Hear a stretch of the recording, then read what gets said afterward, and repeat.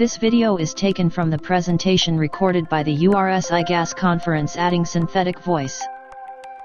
The OSI model divides the data stream into 7 layers, starting from the application layer, down to the lowest level, the physical layer. Any improvement on one level has positive effects on the higher levels. This makes improvements at the physical level particularly relevant, justifying extensive research on new 6G solutions at the physical layer level. This analysis usually stops at the study of communication in terms of bits. In the following, we consider the communication process in terms of the electromagnetic fields, analyzing the process at a lower level than the physical layer. We will call this level the deep physical layer.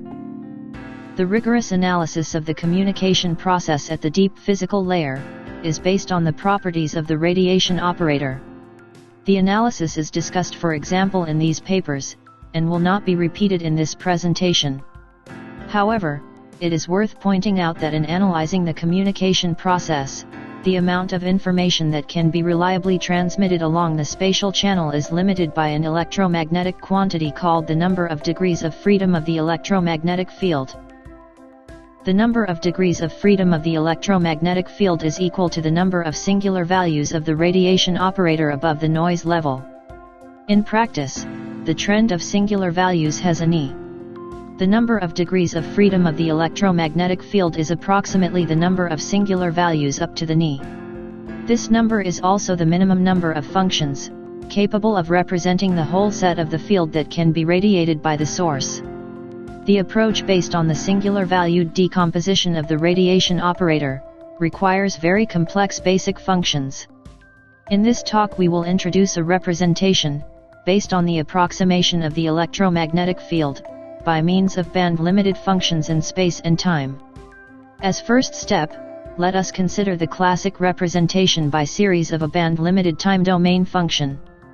The minimum number of samples necessary to represent a function having bandwidth b in a time interval t, is obtained by collecting the samples at Nyquist rate, and is approximately equal to 2bt. This number is called the number of degrees of freedom of the band-limited function. If we try to collect more than 2bt samples, we have correlated samples. It is of paramount importance to have uncorrelated samples, since if we assume also a Gaussian distribution of the data, each sample can be associated with independent information. So, the amount of information that can be transmitted grows linearly with the number of degrees of freedom. Now, let's consider the electromagnetic field in the space domain. It can be approximated by a band-limited function with bandwidth w. But, what is the number of degrees of freedom of this band-limited function? Let us consider a simple example, in which we look at the radiated field from a linear source along a linear line. Let S be the curvilinear abscissa. The figure shows the magnitude of the field along the observation line on the left, while the phase is plotted on the right. The spectrum of the function shows a quite large bandwidth, and have a large number of samples in the series representation of the function.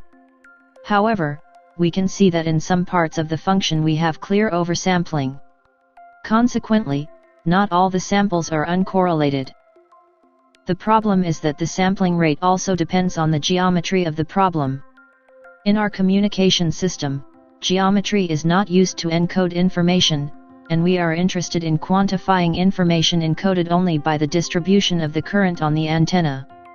Consequently, we must exclude the geometry in the sample representation. In this way the value of the series coefficients depends only on the specific current distribution. To solve this problem, we need a more sophisticated electromagnetic field sampling theory, that was developed in the 80s of the last century. The theory introduces the reduced field, obtained from the field by subtracting a suitable psi phase function and introducing a suitable parameterization of the observation surface. Let's go back to the example. As a first step, we subtract the phase function. This excludes the effect of geometry on the observed phase, giving a smoother function. As a second step, we introduce the parameterization on the observation domain, compressing the areas that were oversampled. In this way we obtain the so-called reduced field. If we look at the Fourier transform, we see a highly concentrated spectrum with a fairly well-defined effective bandwidth. Therefore, the reduced field requires a much smaller number of samples. Let's go back to the representation as S. We can see that the samples are unevenly distributed in space. In other words, information is not evenly distributed in space. But how many samples do we need? In the rigorous theory, the minimum number of basis functions is practically equal to the number of singular values at the knee. If we look at the number of sin function basis required in the band-limited approximation, we obtain almost the same number. In other words, the number of degrees of freedom of the band-limited approximation of the reduced field is almost equal to the number of degrees of freedom of the field. The number of spatial samples is equal of 2 times the product between the spatial bandwidth and the extension of the observation domain measured in 11 parameterization. In the following it will be called the spatial number of degrees of freedom of the field. The sampling positions give spatially uncorrelated field values. And now we can relax, since we have a limited bandwidth function model, and we can apply the huge amount of results in communication and information theory, to analyze spatial communication without any effort. This time we have free lunch. Let us consider some examples. The first example regards the single-user MAMO communication. Each spatial sample can be modulated by an independent stream of bits. Consequently, the number of spatial subchannels in a MAMO communication system is limited by the spatial number of degrees of freedom. Now, let us consider for example multi-user MAMO communication. Each spatial sample can be associated to a different user. Consequently, the spatial number of degrees of freedom limits also the maximum number of users that can be served by spatial multiplexing. Massive MAMO uses electrically large antennas. From the point of view of the deep physical layer, they are simply radiating elements with a larger spatial bandwidth and a higher number of spatial degrees of freedom. Holographic antennas are large, fully controllable continuous radiating aperture. The spatial band-limited theory includes this type of antenna, whose performance in terms of spatial communication is once again limited by the spatial number of degrees of freedom.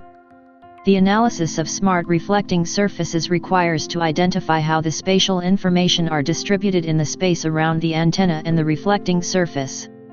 In this way it is possible to identify the number of spatial subchannels available for the communication. Another solution concerns orbital angular momentum communication. However, a deep physical layer analysis shows that the current distributions used in orbital angular momentum communication are a subset of the possible distributions.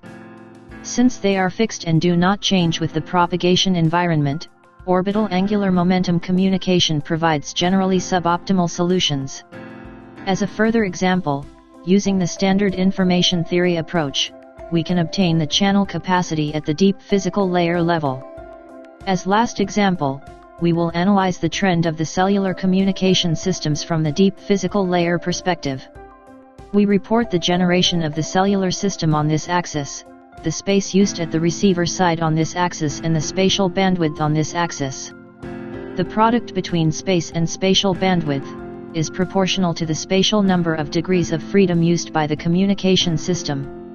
The first, second, and third generations use only one spatial degree of freedom to transmit information. From the point of view of deep physical layers, the improvements among these generations are associated with the use of a greater number of degrees of freedom in the time domain. In the fourth generation, information are transmitted on a relatively narrow spatial bandwidth. Single-user MAMO uses a relatively small portion of the space, that gives a small number of spatial degrees of freedom. Multi-user MAMO use a larger portion of the space, obtaining a larger number of spatial degrees of freedom, that are used to send information to different users implementing spatial multiplexing. Fifth generation introduces two novelties: millimeter wave communication and massive MAMO. Millimeter wave systems use wide time domain signal bandwidth to increase the time number of degrees of freedom, while massive MAMO uses electrically large antennas to obtain wider spatial bandwidth, increasing the spatial number of degrees of freedom. 6G will continue the trend towards using wider spatial bandwidth.